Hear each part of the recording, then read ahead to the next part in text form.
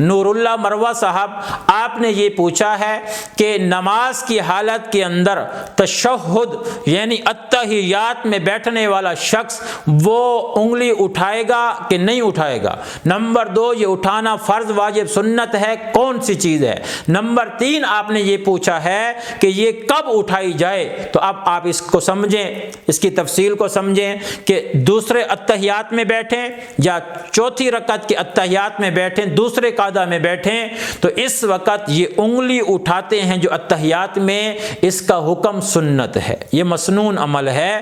اگر کوئی اٹھائے گا تو اللہ تعالیٰ اس کو اجر دیں گے، جو نہیں اٹھائے گا تو نماز میں تو فرق نہیں پڑے گا، لیکن سنت کو ادا نہ کرنے کا اس کو جو ثواب ہے وہ نہیں ملے گا۔ اٹھانے سے اس کو سنت کا ثواب ملے گا، نہ اٹھانے میں سنت کے ثواب سے محروم ہوگا۔ تو انگلی اٹھانا یہ تشہد کے اندر یہ مسنون ہے، سنت ہے۔ اب یہ کب اٹھانی چاہیے اس کو بھی سمجھیں۔ انگلی آپ نے رکھی ہے، آپ کا ہاتھ سیدھا ہے، آپ اتحیات پڑھ رہے ہیں، اشہدو جب آپ نے کہا تو اشہدو کہنے کے بعد آپ حلقہ بنا لیں۔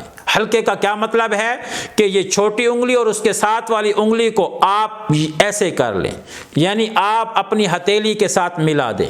یہ جو بڑی انگلی ہے اور انگوٹھا ہے، اس کو انگوٹھے کے ساتھ بڑی انگلی کو ملا دیں، ایسے ہو جائے، اور آپ اب حلقہ بنا لیں۔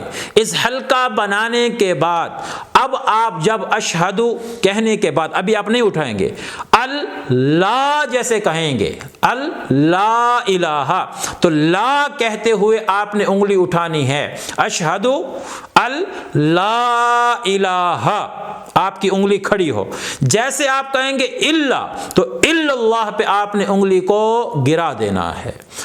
اب دیکھیں میں اٹھا رہا ہوں، آپ اس کی کیفیت کو دیکھیں۔ آپ نے انگلی حلقہ بنایا ہوا ہے، انگلی نیچے ہے، اب آپ کہہ رہے ہیں اشہد لا الہ الا اللہ، تو الا اللہ پہ گر جائے اور اشہد لا الہ پہ کھڑی ہو، اور کھڑی ہونے کے بعد آپ گرا دیں الا اللہ پہ، اور اس کے بعد حلقہ کو نماز کی آخر تک اسی حالت میں آپ ہاتھ کو رکھیں۔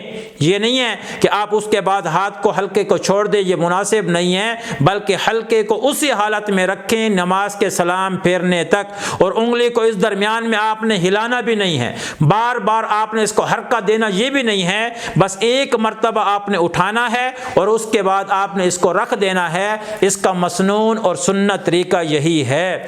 اللہ تعالی ہمیں ان تمام مسائل پہ عمل کرنے کی توفیق عطا فرمائے۔